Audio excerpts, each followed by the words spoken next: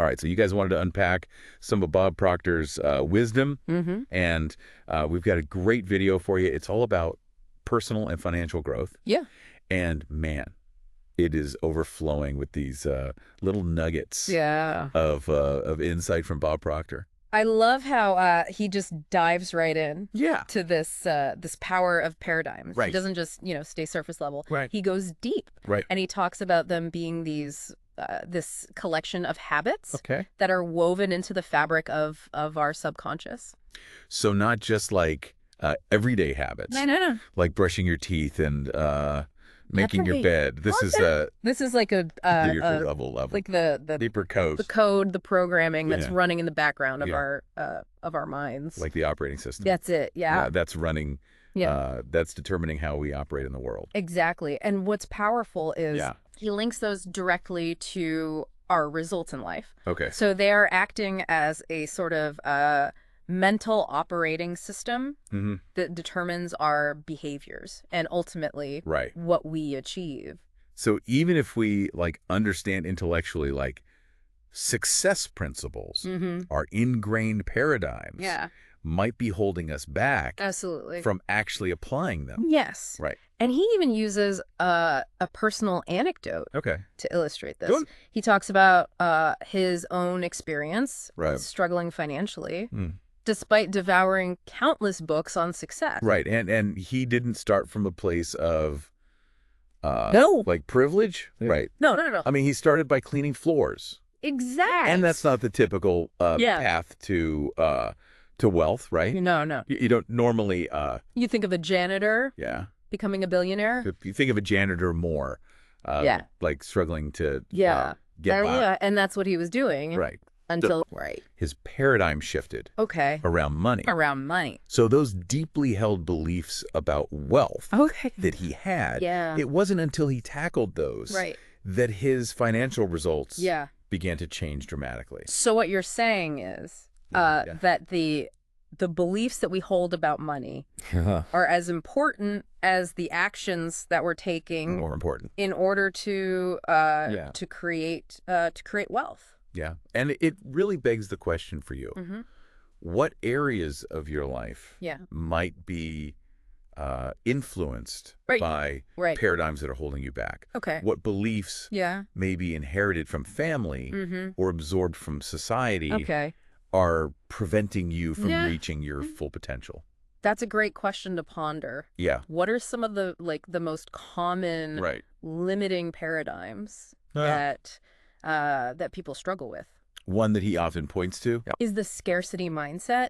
The belief that there's only so much to go around. Whether it's money, love, opportunities. And this keeps people trapped in this cycle of fear and lack. Fear and lack, So they don't see the abundance that's actually available. Exactly. Right. Yeah. So even if someone's intelligent and hardworking, but if they're operating from a scarcity mindset, they're likely to attract more scarcity. Yes. So it's almost like a self-fulfilling prophecy. Exactly. Right. They're creating that reality. By their beliefs. By their beliefs. Yeah. And another common limiting paradigm is the fear of failure. Fear of failure. This can paralyze people, prevent them from taking risks and pursuing their dreams. And Proctor stresses that failure is simply part of the learning process. It's a stepping stone on the path to success. It makes me think about those people that seem to achieve success effortlessly. And Proctor argues that it's not just about their methods. It's about their paradigms. The empowering paradigms they hold. That's right. And he actually uses a really powerful analogy to explain this. He talks about how our paradigms control our vibration. Okay, so we need to unpack this vibration thing. Because that sounds a little woo-woo. A little esoteric. So he's using that to describe the energy that we emit based on our beliefs and thoughts. So if we're constantly focused on, lack and negativity, we're emitting this low vibration that will attract more of the same. Attracts. Exactly. But if we cultivate a mindset of abundance and positivity, our vibration rises. And we attract opportunities and experiences that are aligned with those beliefs. So it's about consciously choosing thoughts and beliefs that support our goals. And basically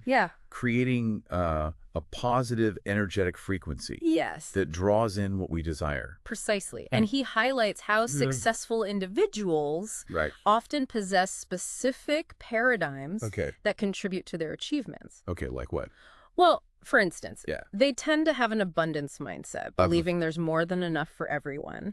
Opportunities are limitless. Okay, so instead of seeing the world as a competitive battlefield, they see it as a collaborative space where everyone can thrive. Exactly. Okay. And another key paradigm they possess is a growth mindset. Growth mindset, okay. So they're not afraid of challenges or setbacks. They see them as opportunities to learn and evolve. And this allows them to constantly push their boundaries and achieve greater success. So rather than being defined by their past failures, they see those as lessons. Yeah, valuable lessons that propel them forward. That's right. Okay. So abundance, growth, and resilience. Resilience, that's a powerful combination. And it is. Of paradigms. Yeah. It's like having this internal compass that's always pointing towards success. Yes. Regardless of the circumstances. Yeah, the external circumstances. Yeah.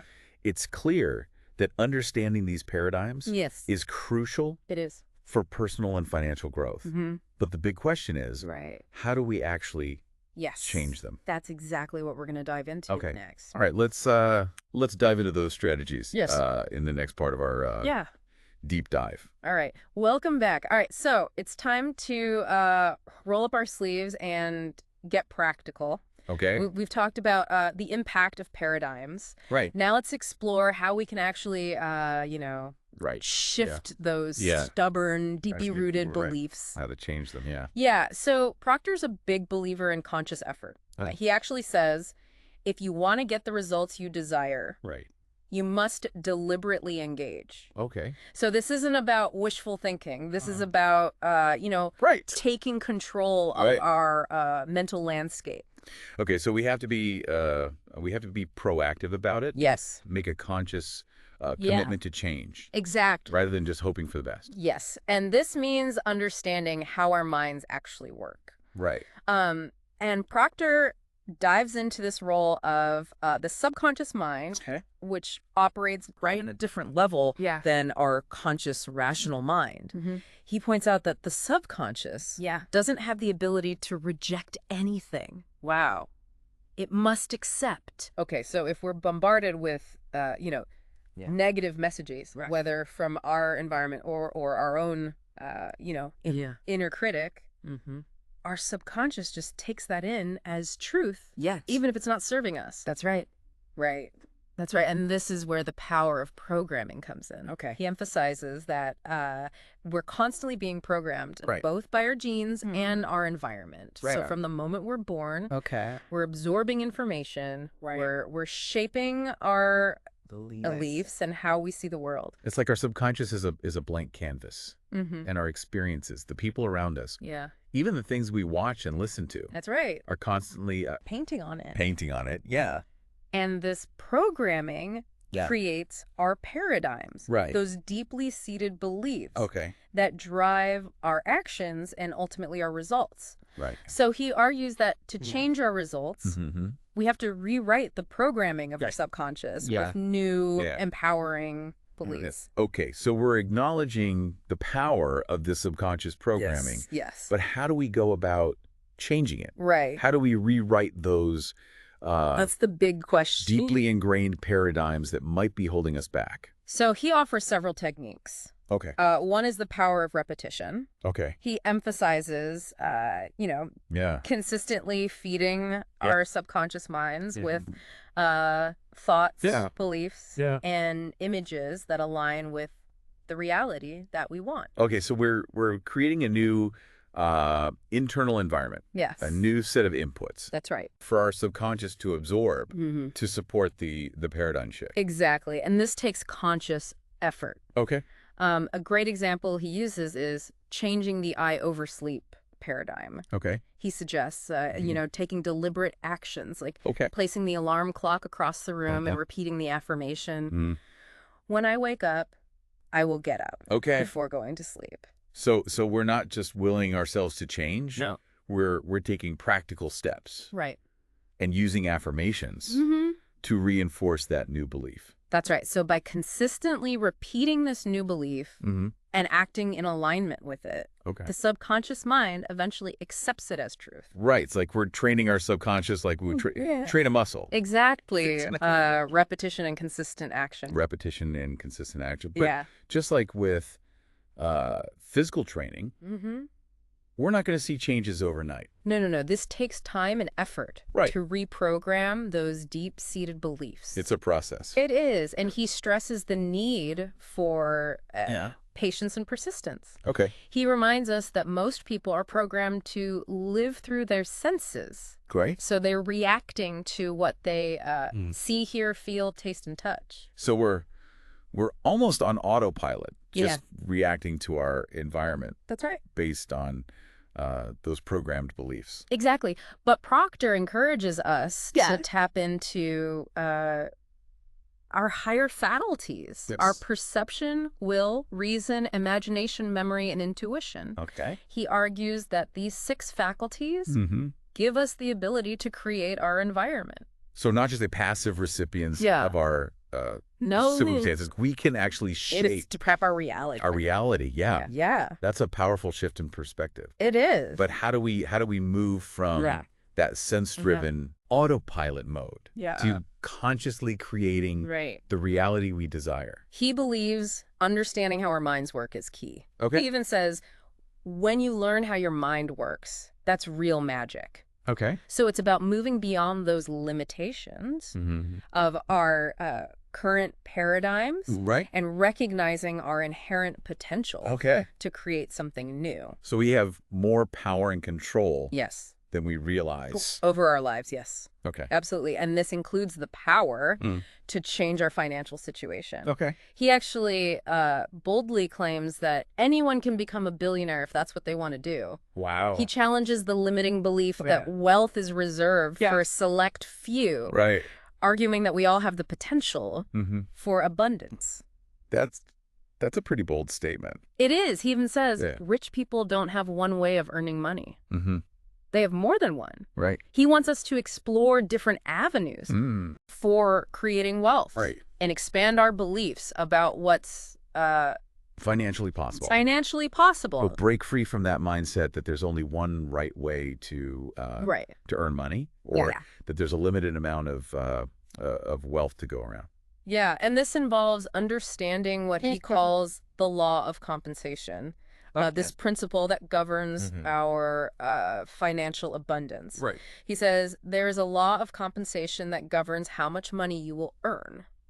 Okay. And we must learn it. So it's not just about hard work. No. Or luck. No. There's a deeper principle at play. There is. That determines our financial outcomes. And according to him, it's based on the value we provide to the world. Okay. He points out that money is a negotiable medium of exchange all over the world.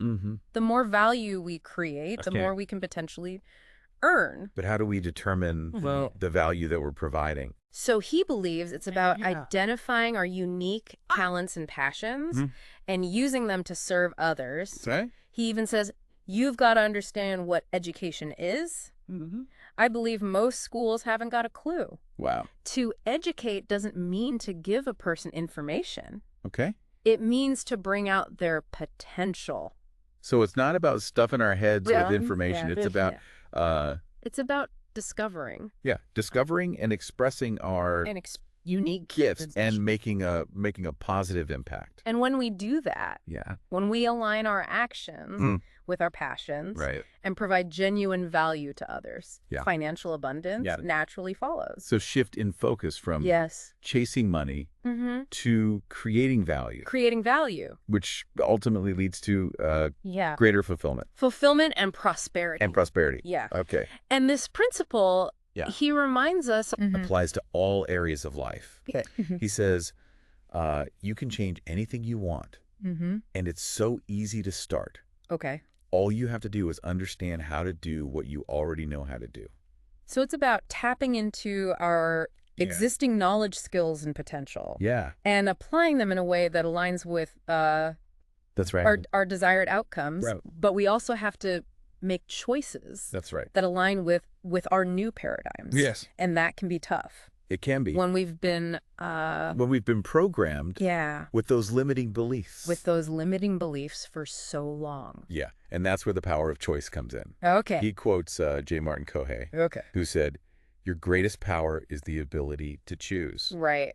So we're not victims of our circumstances. Yeah. We have the power to choose our thoughts, our beliefs, and our actions. It all starts with becoming aware of our internal dialogue. That's right. The thoughts and beliefs that we're constantly feeding ourselves. Yeah, feeding ourselves. Yeah. Okay, so being mindful of our self-talk. Yes. And noticing those negative thought patterns exactly. is crucial. Yes, and he even points out that we reject what we should accept and accept what we should reject.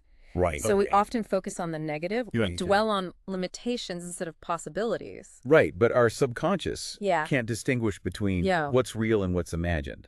That's right. He says, if you imagine something happening and you're emotionally involved in it, then it actually happened. Okay, that's where visualization comes in. Yeah, right? That's it. Create a vivid mental picture of our desired reality. Yes. And immerse ourselves in the emotions of it. Yes. And by consistently visualizing our goals and feeling the emotions as if we've already achieved them, we send these powerful messages to our subconscious, shaping our beliefs and attracting circumstances that align with our vision. So it all comes down to, our thoughts, our emotions, our actions are all interconnected. And remember, changing our paradigms, it isn't about suppressing or denying negative thoughts. You know, he reminds us that you never change things by fighting the existing reality. To change something, build a new model that makes the existing model obsolete. So instead of dwelling on what we don't want, we shift our focus to we do want. What we do want. Yes. Right. Okay. We create a clear vision of our desired outcome. And we take consistent actions that align with that vision. Okay. And this requires a willingness to step outside of our comfort zones and challenge those limiting paradigms that tell us what's possible and what's not. Embrace the unknown. Trust our intuition and take bold actions that move us closer to our dreams. Yes, right. The whole creating new models and taking action. It seems like he offers some concrete strategies for overcoming procrastination and building those new habits that support a true paradigm shift. And we're going to explore those practical steps in the final part of our deep dive. Okay, looking forward to it. So stay tuned. We're going to uncover actionable techniques that you can use to start reprogramming your subconscious mind and unlock your full potential. Okay. All right, so welcome back to the final part of our deep dive into Bob Proctor's insights on paradigms. We've explored how these ingrained beliefs really shape our reality. And we've talked about techniques for challenging the ones that don't serve us. That's right. So now it's time to bridge the gap between knowing and doing. Right. That's it. We can understand these concepts intellectually, but to create real change, we need to put them into action. We do. It's like having this toolbox full of amazing tools, but never actually using them to build anything. That's a great analogy. So let's unlock Proctor's practical strategies. Let's do it. Those actionable steps that we can take to implement these insights in our lives. And one of his recurring themes is the importance of taking small, consistent steps. he reminds us that lasting change rarely happens overnight. It's about incremental progress. Okay. Building momentum as we go. He suggests a technique called time bounding. Yes. So breaking those overwhelming tasks down into smaller chunks. Smaller, more manageable chunks. Yeah. So instead of focusing on, the whole project, we commit to just a few minutes of focused action. And this is incredibly effective, he says. It is. For overcoming that initial resistance. Yes, the inertia. Yeah, the inertia. That keeps us stuck. That keeps us stuck. He says, even activities you don't want to do can be made easy when done in short intervals. Yeah, it's almost like tricking our minds. It is. Instead of saying, oh, I'm going to run a marathon, you say, okay, I'm just going to walk around the block. I'm going to go for a 5-minute walk. That's it. And often, once we get started, we find that I want to keep going. We want to keep going, That's the key. Yeah. And he emphasizes this principle applies to everything. Okay. From building a business to improving our health. Right. He says, if you're willing to say, hey, I'll do this for a few minutes, once you get in the habit of it, it's not so hard to keep going. So we create this positive feedback loop. Yes. The small wins lead to more motivation, which leads to more consistent action. Yes. Which ultimately leads to the big changes. Yeah, the big changes we're aiming for. That's it. And to reinforce those positive cycles, Proctor highlights the importance of rewarding ourselves. Yeah, rewarding ourselves. Along the way. Along the way. He suggests a technique called temptation bundling. Okay, temptation bundling. So that's like pairing a task that we don't enjoy with something we find pleasurable. Yeah, we find pleasurable, like broccoli and chocolate cake, maybe. Well, maybe not literally. Maybe not literally, but you get the idea. The idea is there. We're more likely to follow through when we pair the less desirable activity with something we actually enjoy. Yeah. So we're leveraging the power of positive reinforcement to make those new habits stick.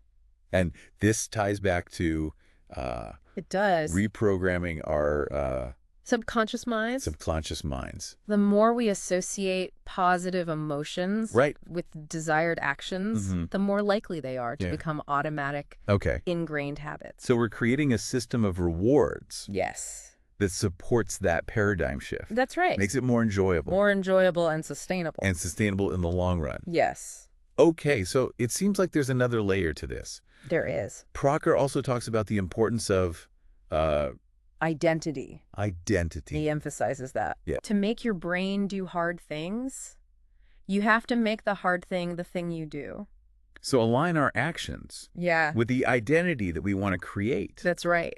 Okay, so it's not just about changing behaviors. It's about shifting our self-perception. Yeah, our beliefs about who we are at our core. That's it.